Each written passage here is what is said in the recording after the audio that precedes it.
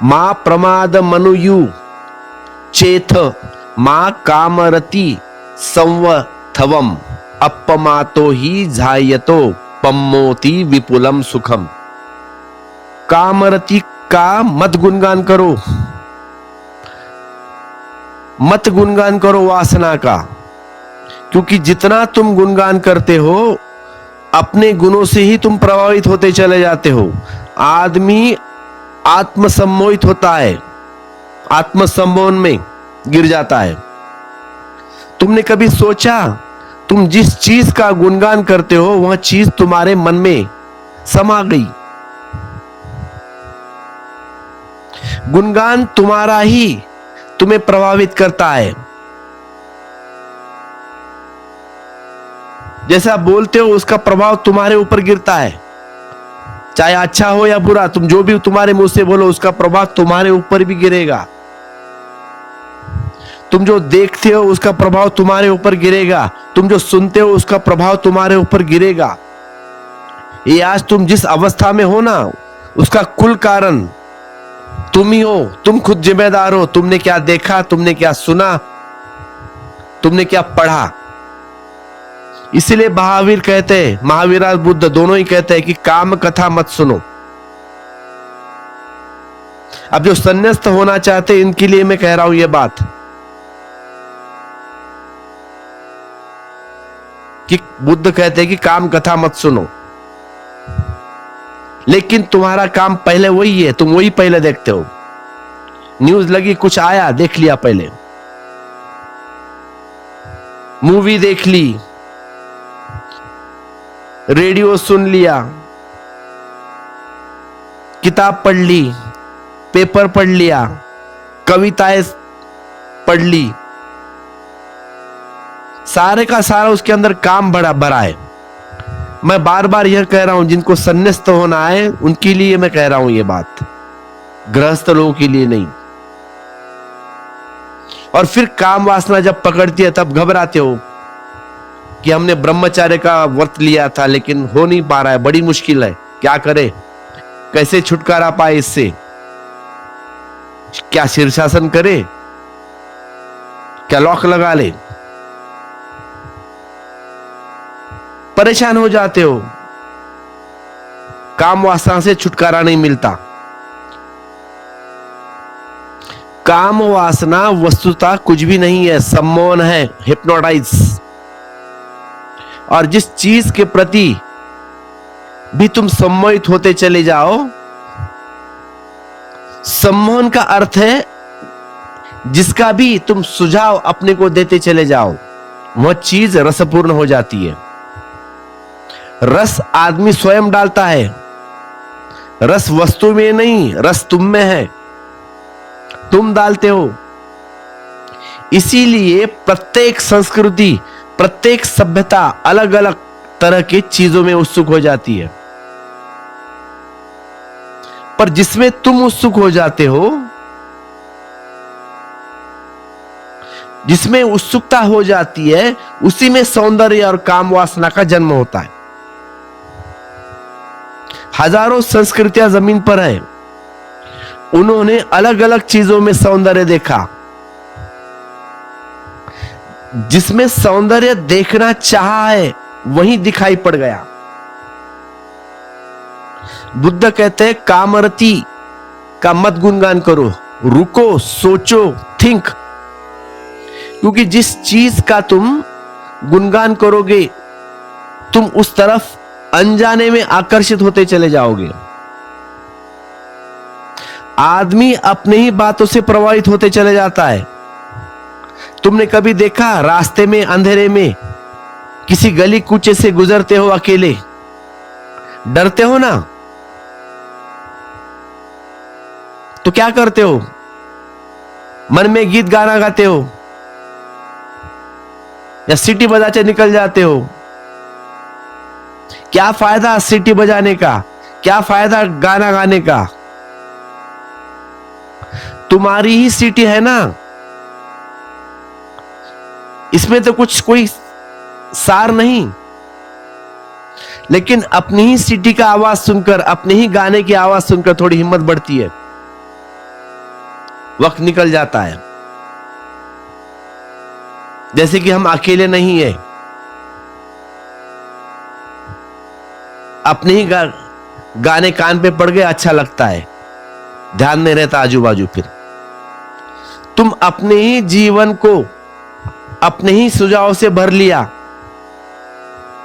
तुम उन्हीं में गिर गए और उन्हीं में दब गए।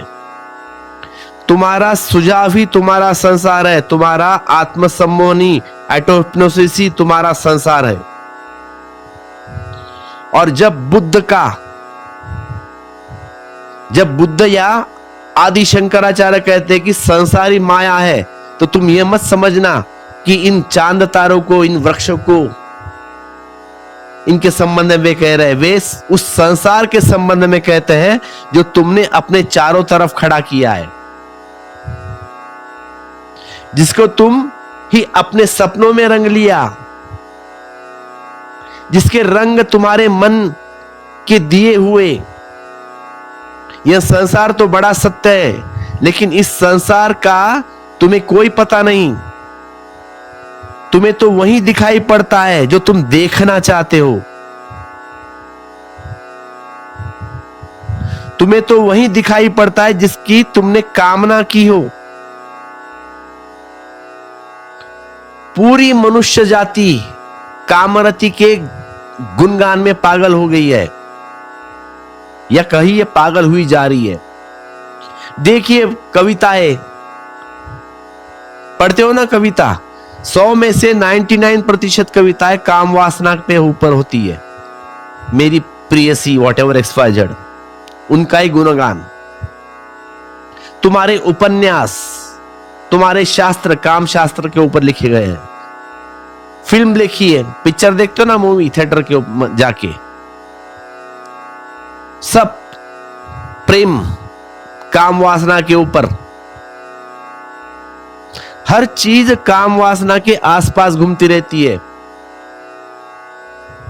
एडवर्टाइजमेंट देखते हो ना, अगर कार भी बेचनी हो तो स्त्री को खड़ा करना पड़ता है, तब फिर कार बिकेगी। तुम बोलोगे कैसे?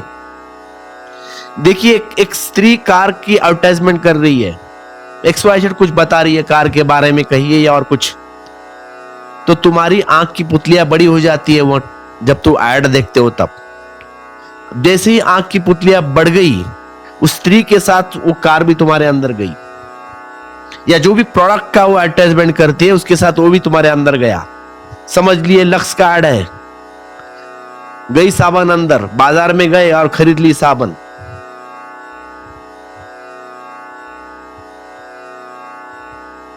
कार नहीं बिकती, साबन नहीं बिकता, वो सुंदर स्त्री बिकती है।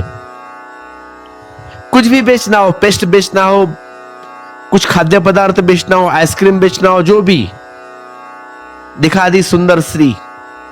पेस्ट का ऐड है, हंसती हुई लड़की, दांत दिखाते हुए, एकदम सफेद दांत, उसके साथ पेस्ट भी अंदर गया, जाके खरीद लाते हो वो पेस्ट कंपनी का। कुछ भी चीज बेचनी हो तो काम वासना से ही बिकती है। और फिर तुम राम को पाना चाहते हो, कृष्ण को पाना चाहते हो, मुश्किल में पड़ गई बात। तुम अपनी ही दलदल में खड़े हो और उसमें ही तुम उलझे हो। बुद्ध कहते हैं कामरति का गुणगान मत करो, क्योंकि वह गुणगान तुम्हें सुलाएगा, वह लोरी बन जाएगा और तुम प्रमाद में डूब जाओगे। अगर गुणगान ही करना है तो निर्वाण का करो, मोक्ष का करो। गुणगान ही करना है तो निर्वाण का करो, मोक्ष का करो। अगर गुणगान ही करना है तो सत्य का करो, सपनों का नहीं।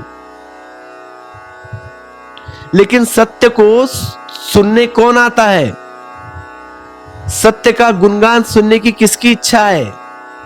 सत्य की बात सुनकर कड़वी लगती है, क्योंकि सत्य तुम्हारे सपनों को तोड़ता है। सत्य दुश्मन जैसा मालूम पड़ता है। इसीलिए तो बुद्ध को हम पत्थर मारते हैं, जीसस को सूली पर लटकाते हैं, सुकरात को जहर पिला देते हैं। हमें बर्दाश्त नहीं होता, ये लोग खतरनाक है। हम मजे से सो रहे थे, गहरी नींद में थे, इन्होंने हमें जगा दिया। ये कुछ आदमी खतरनाक है, मारो उसको। महावीर के कान में खीले गड़ा दिए।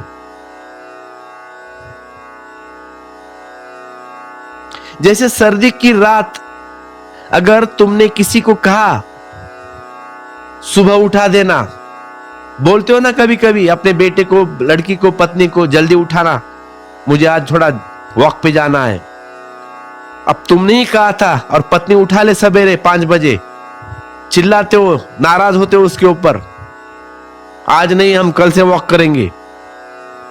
तुमने ही कहा था ना कि मुझे जल्दी उठाना, अब क्या हो गया?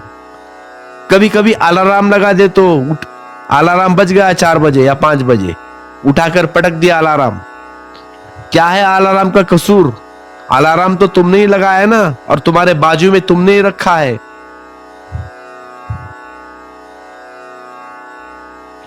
जन्मों जन्मों की जीवन की तंद्रा के बाद कोई बुद्ध पुरुष तुम्हें सौभाग्यवश मिलता है,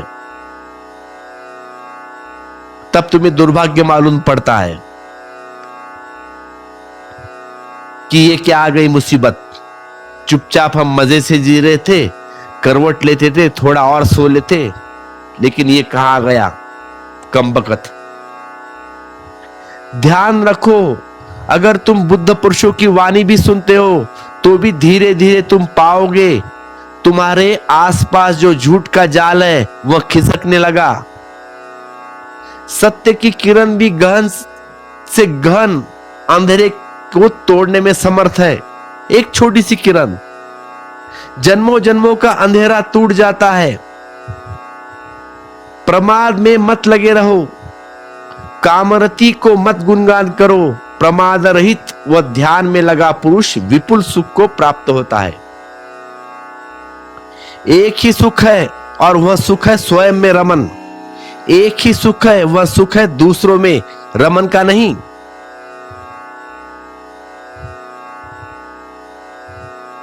एक ही सुख है, वह है स्वयं में रमन।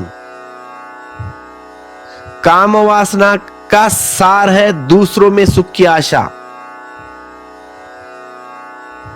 दूसरों में सुख की आशा। ध्यान का सार है स्वयं की सुख की आशा, स्वयं में सुख की आशा।